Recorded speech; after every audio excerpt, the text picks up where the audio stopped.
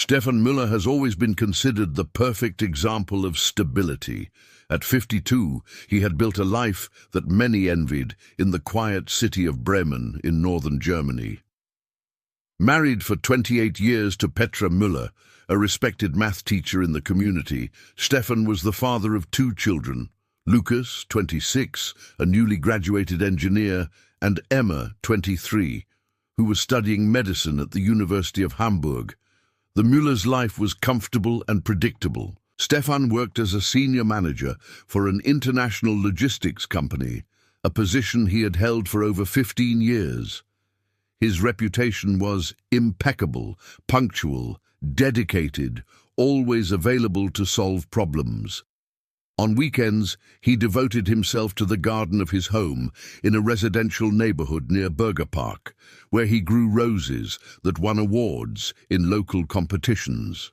Petra organized her life around her family and work. Her math classes were known for turning uninterested students into number enthusiasts.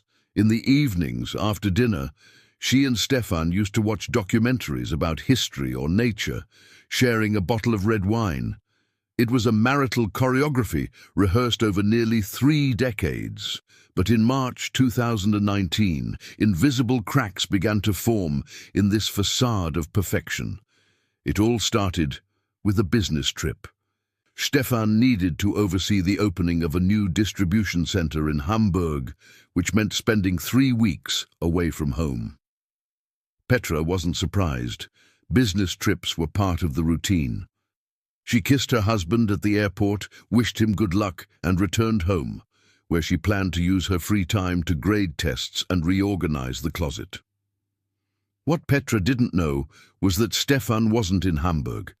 He had boarded a flight to Tunis, the capital of Tunisia. 3 months earlier, during a sleepless winter night, Stefan had downloaded an app from an international dating site. He couldn't explain exactly why. Perhaps it was the boredom of a life that was too predictable.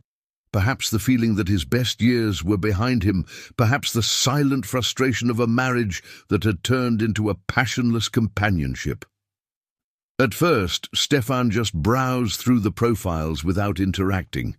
It was like watching a movie about other possible lives. But then, one January afternoon, he saw Amira Hassan's profile.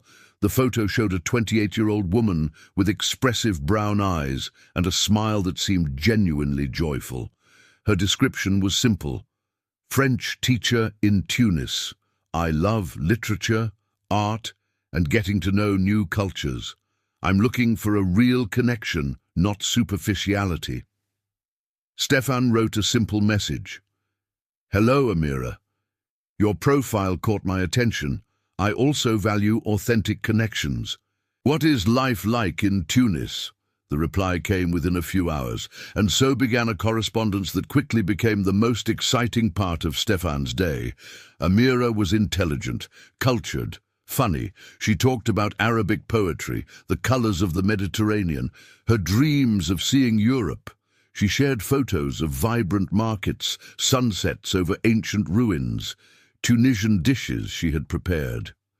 Stefan found himself telling her things he hadn't shared with Petra in years. He talked about his rebellious youth, about old dreams of traveling the world, about the feeling of being stuck in a life he hadn't consciously chosen, but into which he had simply slipped. You seem like a man with a lot to offer, Amira wrote after a few weeks. But I feel like you're hiding behind obligations. Life is too short not to live our truth. Those words echoed in Stefan like a calling. For the first time in decades, he felt like someone really saw him, not as a provider, not as a father, not as a model employee, but as Stefan, a man with his own desires and dreams. Their conversations became more intimate. Amira began making video calls, always at times when Petra was at work. She appeared in elegant clothes, sometimes traditional Tunisian, sometimes modern and Western. Her voice was soft, with a French accent that Stefan found charming. You're different from the men here, Amira would say. Educated, kind, successful. Men like that are rare. My family is very traditional. They pressure me to marry someone they've chosen, but I want to choose my own path, you know? Stefan saw himself in the role of savior. Here was an intelligent, beautiful woman trapped by outdated traditions who saw in him a possibility of freedom. It was seductive. It was dangerous. It was irresistible. "I need to meet you in person," Stefan finally declared after 2 months of daily conversations. "I can no longer imagine my life without you." Amira hesitated, or seemed to hesitate. "But what about your family? I don't want to cause any trouble." "I'll take care of that," Stefan promised, with no idea how. "I just need to be sure of my feelings. I need to see you." And so Stefan made up the lie about Hamburg. He bought tickets to Tunis. He booked a hotel in the historic center of the Medina. He was about to cross a line from which there would be no turning back. At the Bremen airport, as Petra kissed him goodbye, Stefan felt a moment of hesitation. He looked at his wife's familiar face, the expression lines he knew so well, the eyes that had accompanied him for almost 3 decades. For a second, he thought about confessing everything, cancelling the trip, returning to the safety of the familiar. But then his phone vibrated. A message from Amira. "I can't wait to meet you, my dear. Get ready for the adventure of a lifetime." Stefan smiled, kissed Petra one last time as the man he had been, and boarded the plane to become someone else. 3 hours later, when the plane landed in Tunis, Stefan Müller had no idea he was walking into a carefully constructed trap. He didn't know that Amira Hassan wasn't who she claimed to be. He didn't suspect that every word, every photo, every promise had been calculated by a professional network of criminals specializing in exploiting men just like him. And he certainly couldn't have imagined that in a few weeks he would be chained in a basement in the Algerian desert, being offered as a slave to traffickers crossing the Sahara. But all that was yet to come. At that moment, walking through Tunis airport with a suitcase full of expensive gifts and his heart racing, Stefan Müller still believed he was living the great romance of his life. The heat of Tunisia enveloped Stefan like a suffocating embrace as soon as he left the airport. It was almost 90 degrees, a temperature that contrasted sharply with the 45 degrees he had left behind in Bremen. He loosened his tie, feeling sweat begin to form on his forehead. "Stefan! Stefan, over here!" He turned his head and saw her. Amira was even more beautiful in person. She wore a turquoise dress that highlighted her eyes, her dark hair falling in waves over her shoulders. She ran toward him with a spontaneity that made him instantly forget the fatigue of the trip. "You really came," she whispered as she hugged him, and Stefan smelled the jasmine perfume she was wearing. "I was afraid you'd change your mind." "Never," Stefan replied, surprised by his own conviction. "Not after everything we talked about." Amira took his hand naturally, intertwining her fingers with his. The simple gesture made Stefan's heart race. How long had it been since Petra had held his hand like that? 5 years? 10? "Come, my taxi is waiting. I'll show you my city." The taxi drove through the streets of Tunis, while Amira pointed out sights, told stories, and laughed at her own jokes. Stefan could barely pay attention to her words. He was mesmerized by her physical presence, by the tangible reality of something that for 2 months had existed only on screens. "You're staying at the Dar el Medina Hotel, right?" Amira asked. "It's beautiful, but it's in the heart of the old Medina, very touristy. I thought maybe, well, I prepared a surprise." "What kind of surprise?" "My family is traveling this week. I have an apartment all to myself. I thought we could have dinner there tonight. Real homemade Tunisian food, not that tourist restaurant stuff. What do you think?" Stefan should have felt some alarm. A 52-year-old married man in a foreign country being invited to the apartment of a woman he knew only virtually. But all he felt was gratitude. That would be perfect. The hotel was truly spectacular. White walls decorated with traditional blue tiles. an inner courtyard with a murmuring fountain, the scent of mint tea wafting through the air. Stefan checked in quickly, left his suitcase in the room, and returned to find Amira waiting in the lobby.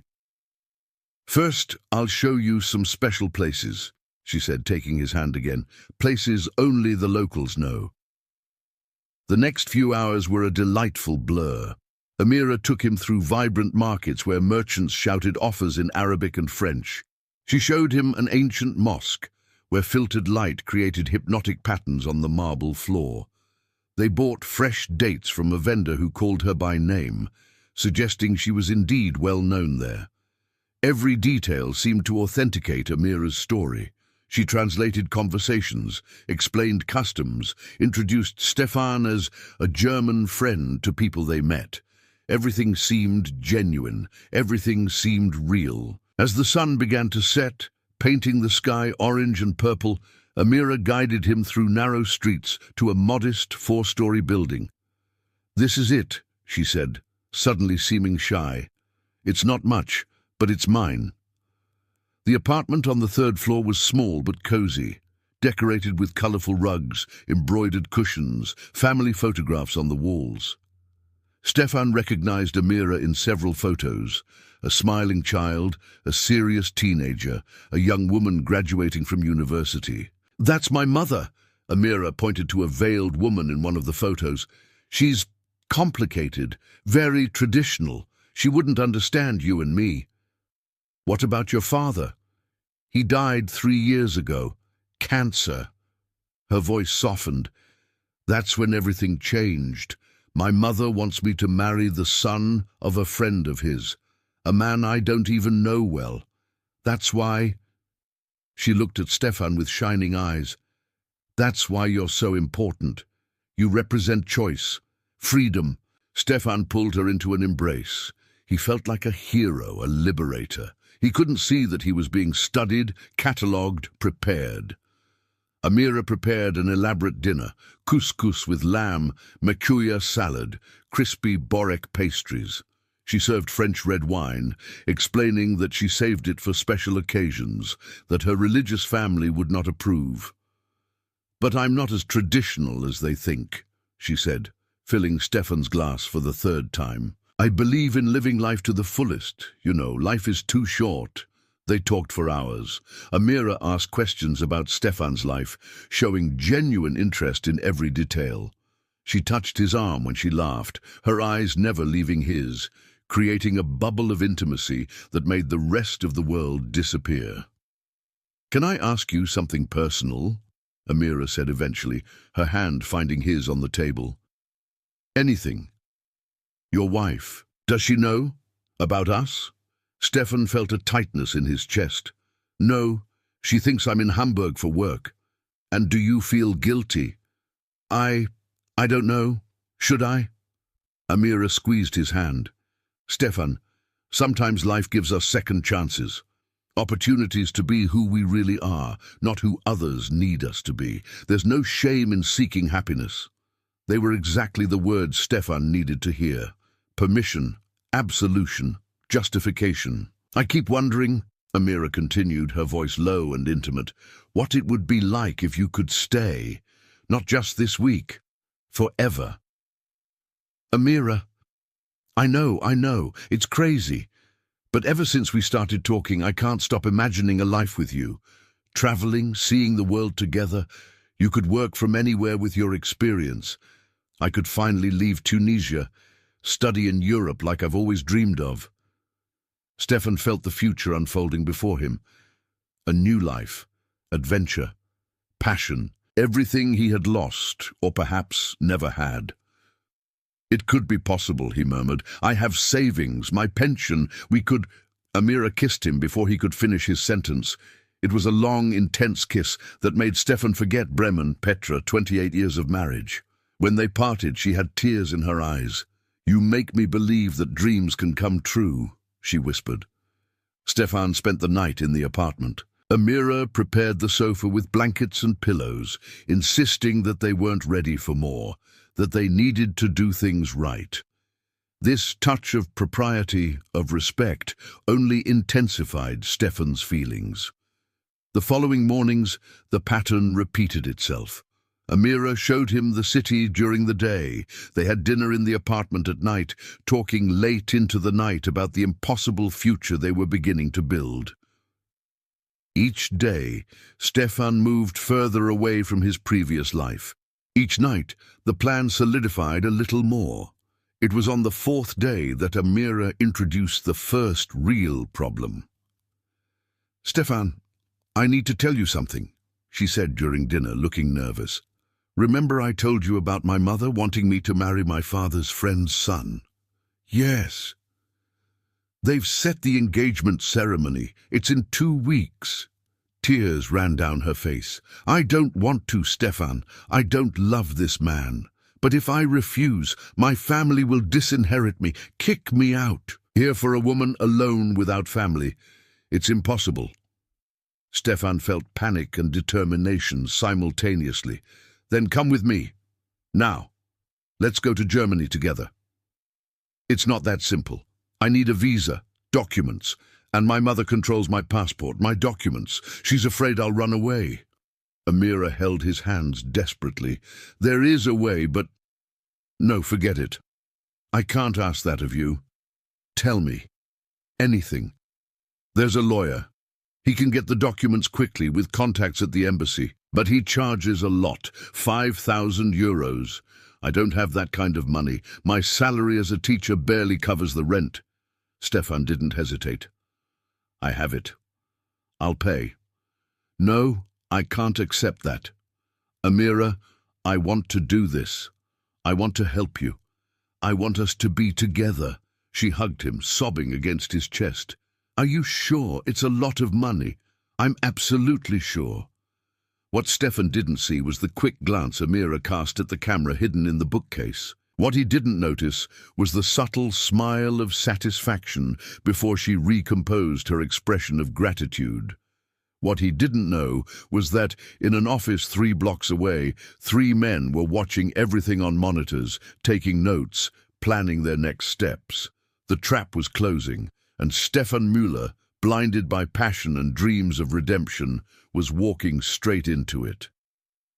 Stefan woke up feeling like he was doing the right thing for the first time in decades. Transferring 5,000 euros to an unknown lawyer in a foreign country should have worried him, but all he felt was relief. He was finally taking action, taking control of his life. Amira arrived at the hotel at 10 in the morning, beaming. "It's all set. The lawyer said he can have the documents ready in 3 days. Stefan, this is really happening." They celebrated with breakfast on a terrace overlooking the Mediterranean Sea. The sun shone on turquoise waters, seagulls dived for fish, and Stefan allowed himself to imagine that this could be his life. Freedom, beauty, new beginnings. "Today I want to take you to a special place," Amira said, her eyes sparkling with excitement. "Sidi Bou Said, a village in the mountains. It's the most romantic place in Tunisia. They say that couples who go there together stay connected forever." The taxi ride took 40 minutes. Stefan watched the landscape change, from the urban bustle of Tunis to green hills dotted with centuries-old olive trees. Amira talked animatedly about the history of the region, but Stefan barely listened. He was busy mentally planning how he would tell Petra everything, how he would explain it to his children, how he would rebuild his life. Sidi Bou Said was exactly as Amira had promised. Narrow alleys lined with white houses, with cobalt-blue doors and windows, pink bougainvillea spilling over walls, the scent of jasmine permeating the air. Tourists took selfies, artists sold paintings, traditional music floated from hidden cafes. "Come, there's a cafe here that serves the best mint tea in the world," Amira said, guiding him through a crowd of visitors. The Café des Nats was packed. They found a table in the corner, decorated with colorful mosaics. Amira ordered tea and sweets in Arabic, then turned to Stefan with a serious expression. "I need to tell you something important." Her tone made Stefan's stomach tighten. What? Did something happen with the documents? No, it's not that. It's about us. About the future. She took a deep breath. Stefan, I love you. I know it seems fast, but it's true. You're everything I've ever wanted in a man. Stefan felt warmth rise in his chest. I love you too, Amira. Then I need to ask you something important. She took his hands. When we get to Germany, we'll need to get married quickly, so I can get a permanent visa. Would you do that? Would you marry me? Stefan blinked, processing. Marriage meant divorce first. It meant dividing assets with Petra, facing his children's disappointment, destroying the image he had built over decades. I know it's a lot to ask, Amira continued, seeing his hesitation, but without marriage I can't stay in Germany. They'll deport me, and then my family will force me into this arranged marriage, and I... Her voice broke. I'd rather die than live like that. Don't say that. Stefan squeezed her hands. I'll do whatever it takes. Yes, I'll marry you. Amira smiled through her tears. You make me so happy. But there's one more thing. She paused, as if struggling to find the words. The lawyer said he needs more money to speed up the process at the German embassy. Another 3,000 euros. Something in Stefan's brain flashed a faint warning. 8,000 euros in total. It was a lot. But looking at Amira's face, at the genuine tears, at the vulnerability in her eyes, the warning fell silent. All right, I'll transfer it today. Are you sure? I swear I'll pay you back everything when I start working in Germany, every cent. I don't want you to pay me back. I want us to be partners. What's mine is yours. They spent the rest of the day exploring Sidi Bou Said. They took photos hugging each other, shared sugary desserts, planned for the future. Stefan called Petra in the evening from the balcony of his hotel room, making up stories about tedious meetings in Hamburg while watching the sunset over Tunis. You sound different, Petra said on the other end of the line. Your voice is, I don't know, lighter. Just tired, Stefan lied. Too much work. After hanging up, he transferred another 3,000 euros to the account Amira had given him. 8,000 euros in 5 days. A fortune. But what was money compared to true love, to a new beginning, to redemption? The next day, Amira showed up at the hotel agitated. We have a serious problem. What? My cousin found out about us. He told my mother. She paced back and forth, visibly nervous. She's furious. She threatened to go to the police, to say that you're seducing me, that you're much older. Here, that could land you in jail, Stefan. The laws are different. Panic seized him. What do we do? We need to leave Tunis. Now. I know a safe place in the south near Tozeur, a farm owned by a family friend. We can stay there until the documents are ready, then fly straight from there to Germany. What if your mother has already alerted the police? That's why we need to leave today. Now. She held his shoulders. Stefan, trust me, I'll protect you, but we need money for the trip to hide. Do you have any more? The alarm went off again, louder now, but the fear of imprisonment in a foreign country was greater. How much? 2,000 euros for transportation, lodging, bribes if necessary. Stefan was starting to sweat. 10,000 euros in total, but the alternative was prison. International scandal, complete destruction. He transferred the money. 2 hours later, they were in a car driving south. Amira was at the wheel, Stefan beside her, watching the urban landscape give way to desert. The driver was a large, silent man whom Amira introduced as Rashid, my trusted cousin. How long until Tozeur? Stefan asked. 6 hours, Amira replied. Try to rest. Stefan closed his eyes, exhausted. When he woke up, it was night. They were no longer on the main road. The car was traveling on a dirt road with no lighting and no other buildings in sight. "Where are we?" Stefan asked, feeling the first real chill of fear. "Almost there," Amira said. Her voice sounded different, colder. The car stopped in front of a low, isolated concrete building. No picturesque farm, no cozy refuge, just grey walls and unlit windows. "Amira, what is this place?" She turned to him. The face he had loved was now completely devoid of emotion. The place where foolish men pay for what they owe. The car door opened. Rashid pulled Stefan out with brutal force. Two other men emerged from the shadows. "Amira, what's going on?" Stefan shouted, trying to resist. "You were too easy, Stefan," she said, lighting a cigarette with utter indifference. "Middle-aged man, dull marriage, pathetic need for validation. You're all the same." They dragged him into the building. Stefan fought, screamed, begged. It was no use. The metal door slammed behind him with a sound that echoed like the end of everything. 10,000 euros. His dignity, his innocence. All for an illusion sold by professionals who knew exactly the weaknesses of men like him. But that was only the beginning. The real nightmare was about to begin. The cold concrete floor tore the skin off Stefan's knees when they threw him into the dark room. The metal door slammed shut, leaving only a sliver of light coming in from underneath. He tried to get up, but his legs shook violently. "Help! Someone!" he shouted until his throat burned. No one answered, only the silence of the desert. Hours passed, maybe a whole day.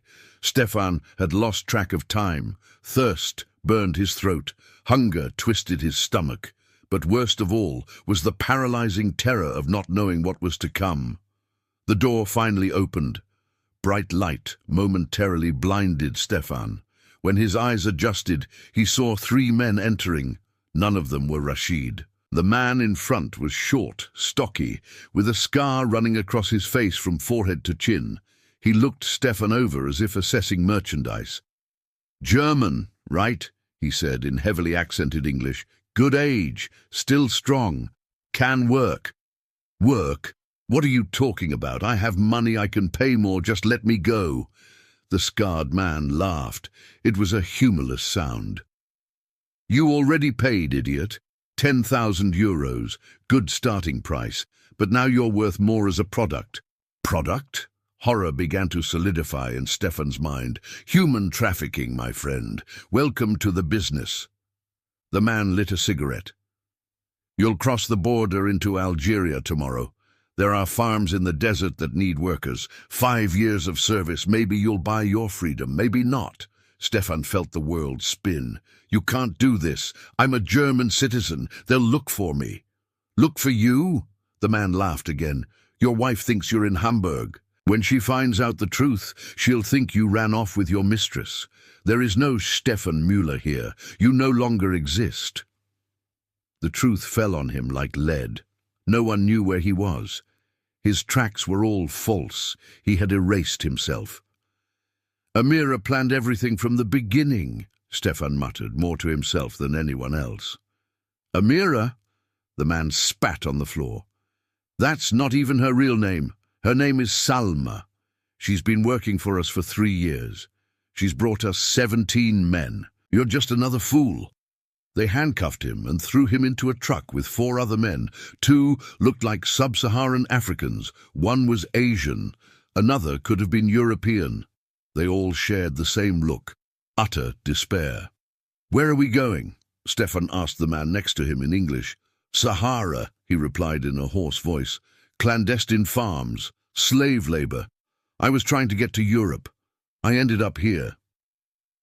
The truck crossed the border at night, via deserted routes that no map showed. Guards were paid off. Documents weren't even checked. Stefan understood the horrible efficiency of that criminal machine. At dawn, they arrived at a structure that looked more like a prison than a farm. High fences, armed men, barracks where dozens of people lived in subhuman conditions. A middle-aged Arab man welcomed them. He examined each one, checking muscles and teeth as if buying cattle. "This one is old," he said, pointing to Stefan. "How much?"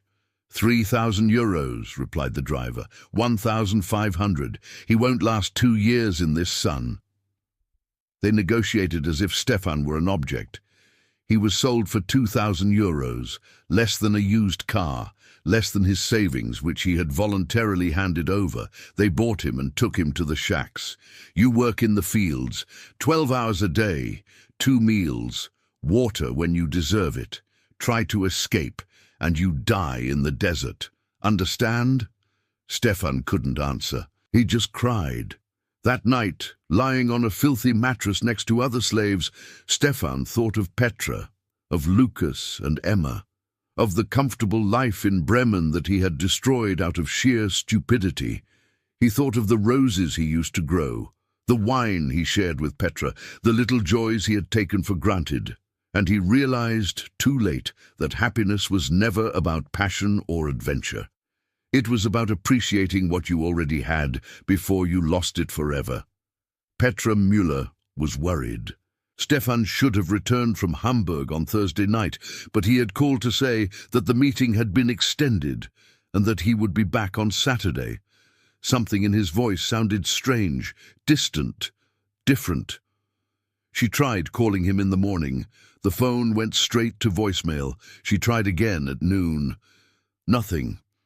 At 3 in the afternoon, her concern turned into silent panic. Petra called Stefan's company. The secretary answered in her usual professional tone. "Good morning, Mrs. Müller. How can I help you? I need to talk to Stefan. It's urgent." "But Stefan is on vacation this week. Didn't he tell you?" Petra's world stopped. Vacation? He told me he was in Hamburg on business. Awkward silence on the other end. "Frau Müller, Stefan requested a week's vacation 2 weeks ago. He said you were going to travel together." Petra hung up with trembling hands. A lie. Stefan had lied about everything. But why? Where had he gone? With whom? She rushed to his home office, looking for clues. She searched through drawers, papers, bank statements. She found them hidden under a pile of old documents, international transfers, €10,000 sent to an account in Tunisia over the course of a week. Tunisia. Stefan was in Tunisia, not in Hamburg. With trembling fingers, Petra opened his laptop. The password was Emma's date of birth. He had never changed it. She checked the browser history. International dating sites, conversations in English and German with someone named Amira Hassan, months of messages, declarations of love, promises of a future together. Petra felt nausea rising. 28 years of marriage destroyed by a stranger on the internet. But the nausea quickly gave way to something else. Fear. The latest messages were strange. Stefan talking about lawyers, urgent documents, money being transferred hastily. She printed everything out and called Lucas. "Mom, what happened?" His voice sounded alarmed when he heard her tone. "Your father. He's not in Hamburg. He's in Tunisia with a woman. And he transferred €10,000. I need your help." Lucas arrived in an hour with Emma.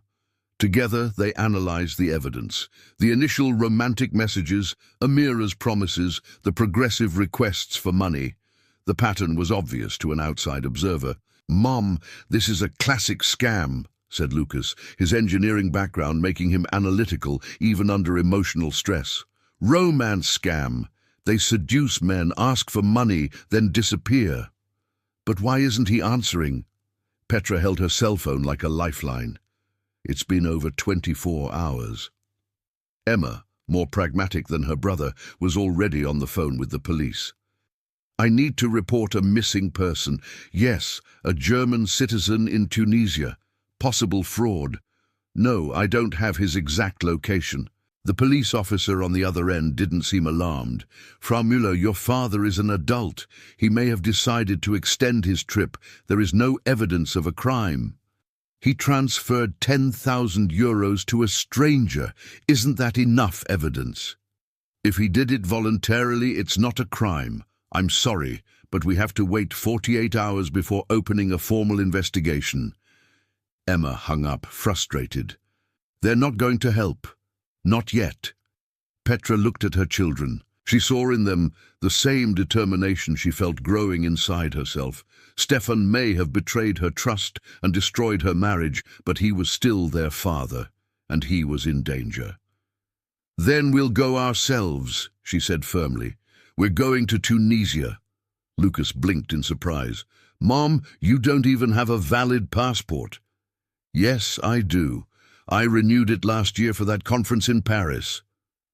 Petra was already mentally packing her bags. Emma, can you get time off from college? To save Dad from his own stupidity? I can. 12 hours later, the three of them were on a flight to Tunis. Petra didn't sleep. She reviewed the messages hundreds of times, looking for any clue as to his location. Amira had mentioned an apartment, specific markets, a cafe in Sidi Bou Said.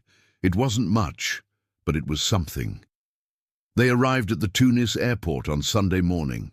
The North African light was intense, almost violent. Petra felt completely out of place. A 50-year-old German math teacher looking for her unfaithful husband in an unfamiliar country. They rented a car and went straight to the local police. A detective named Karim Ben Ali received them. He listened to the story with an increasingly somber expression. Amira Hassan, you say? He checked the name on the computer. There is no one registered with that name in Tunis. But she sent photos, showed documents. Petra showed him the saved images. Karim studied the photos. These are from a stock photo site. Look here, this same photo appears on 3 different dating sites with different names. He sighed heavily. Your husband has fallen into an organized network. They've been doing this for years. They seduce, extract money, then, well, it depends. Depends on what? Emma's voice was sharp. Whether the victim still has value. Your father transferred 10,000 euros. That's a lot. But if they found out he has more, they may have kept him for further extraction. Or, he paused, or what? Petra felt her blood run cold. Human trafficking. They sell them into slave labor in the Sahara, usually to foreigners that no one will look for. But we're looking! Lucas slammed his hand on the table. Exactly! That could save him! Karim picked up the phone. I'll contact Interpol, activate the informant network. But be realistic. He could be anywhere between here and Algeria. That's a lot of territory. The following days were torture. Petra and her children stayed in a cheap hotel, waiting for news. Karim called with minimal updates. He checked hospitals, he checked flight records, he questioned acquaintances in the underworld. Nothing. It was Emma who had the crucial idea. The messages mention a specific cafe in Sidi Bou Said, Café des Nats. What if we go there? What if someone recognizes Dad or this fake Amira? They went. Petra showed Stefan's photo to waiters, vendors and locals. Most just shook their heads.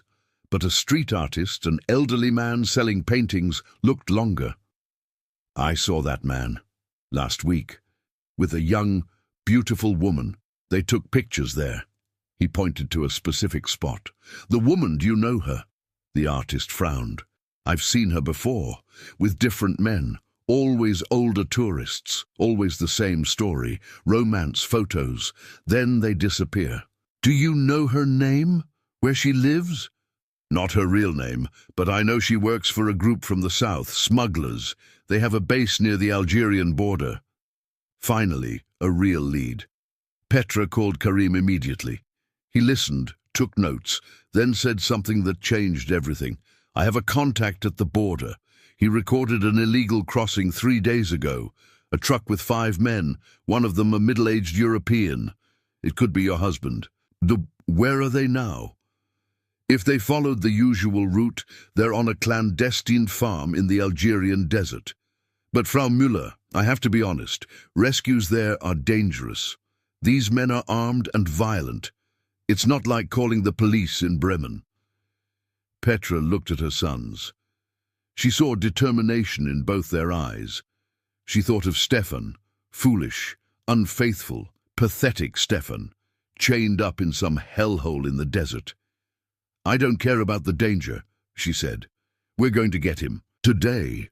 The desert sun burned Stefan's skin as he carried 50-pound sandbags under the watchful eye of armed guards. 4 days of slave labor had turned his hands into raw flesh. Every movement was agony. "Faster, German!" shouted the foreman, hitting his back with a stick. Stefan staggered but kept going. Beside him, the African man he had met on the truck collapsed from exhaustion. The guards didn't even approach him. They left him there, under the scorching sun, as a warning. That night, in the stinking barracks, an older man whispered in German, "You're new here. You still have hope in your eyes." Stefan looked at him. His face was skeletal, sunburned, his eyes sunken. "How long have you been here?" 7 years, or 8. I've lost count." He coughed, a wet, sickly sound. "I came here thinking I'd work for 2 years and buy my freedom. It's a lie. No one gets out. There must be a way. There was an Italian. He tried to escape. They found him 3 days later, dead of thirst 5 kilometers from here. The vultures had already started." The man spat blood. "This desert is our tomb, German. Accept it." Stefan would not accept it. He couldn't. He closed his eyes and forced himself to think. There had to be something, some weakness in the system, some opportunity. 150 kilometers to the north. Makeshift police base. Karim studied satellite maps with 3 Algerian officers. Petra, Lucas and Emma waited anxiously. "The farm is here." Karim pointed to an isolated area. "About 20 armed men, 50 slaves, maybe more. Big operation." "When do we attack?" asked the Algerian commander, a grey-mustached man named Faisal. "Tomorrow, before dawn. Fewer guards awake." Karim looked at Petra. "You stay at the base. It's too dangerous." "I'm going with you," Petra said firmly. "Stefan needs to see that we came for him." "Frau Müller, it's not negotiable." Emma touched her mother's arm. "She's right. All 3 of us are going. It's our family." Karim sighed, defeated. He knew determination when he saw it. Farm. Wednesday, March 20th, 4 a.m. Stefan woke up to the sound of gunshots. Screams echoed through the compound. Men ran in panic. He pressed himself against the wall of the shed, his heart racing. "Police! Police!" someone shouted in Arabic. The shed door blew open. Men in uniform entered, flashlights cutting through the darkness. "Get out! Everyone out! You're safe!" Stefan couldn't process it. Was this a rescue, real or another cruel trick? Outside, chaos reigned, guards handcuffed on the ground, freed slaves crying, hugging each other, car lights cutting through the desert night. And then Stefan saw her, impossible but real. Petra. She was standing near a jeep, her hair disheveled, her clothes covered in dust. But it was her. Lucas and Emma were by her side, desperately searching the faces of the freed people. "Petra!" Stefan tried to run, but weak legs almost knocked him down. She turned around. For a second, they just looked at each other across the distance. Then Petra ran. They met in the middle of the chaos. Stefan collapsed into her arms, sobbing uncontrollably. "I'm sorry. I'm sorry. I'm sorry." Petra held him, this man who had betrayed her trust, who had destroyed years of marriage for a stupid fantasy. She should hate him, but all she felt was overwhelming relief that he was alive. "You're an idiot," she whispered against his hair. "A complete idiot." I know." Lucas and Emma caught up with them. The 4 of them stood there, a broken but whole family, as the sun began to rise over the desert. Bremen, Germany. 2 months later, Stefan looked out the window of the small apartment he had rented after the divorce. Petra had been generous in the terms, more than he deserved. She kept the house and most of their savings. He had open visitation rights with his children, although Lucas still barely spoke to him. The criminal case against the trafficking ring was ongoing in Tunisia. Salma, the fake Amira, had been arrested along with 12 accomplices. Stefan would testify via video conference next week. He picked up the phone and dialed the number he had memorized. "Hello?" Petra's voice was cautious. "Hi, I just wanted to, I don't know, hear your voice." Silence. Then, "How are you?" "Surviving. Therapy helps. The therapist says I was looking for external validation to fill an internal void. Psychological jargon for it was pathetic and stupid." Petra laughed, a small but genuine sound. "Both may be true." "Petra, No, Stefan, not today. Maybe never. But I'm trying to forgive, not for you, for me. You're amazing. You always have been. I just never saw it. You did see it, you just decided it wasn't enough." Her voice grew firmer. "I have to go. Lucas is coming over for dinner." "Of course, Petra." "Yes? Thank you for saving me, even after everything. I didn't do it for you. I did it for our children. They deserve to have a father, even if he was an idiot."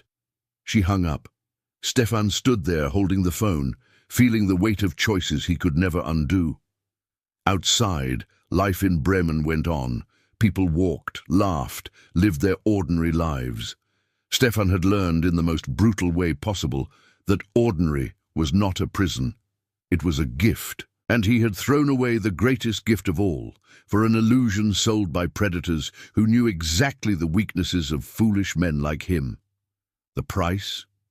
10,000 euros. A marriage, his dignity. 4 days in hell. Some say Stefan was lucky to survive. But looking at the empty apartment, at the fragmented life that remained, Stefan wasn't sure if survival was the right word.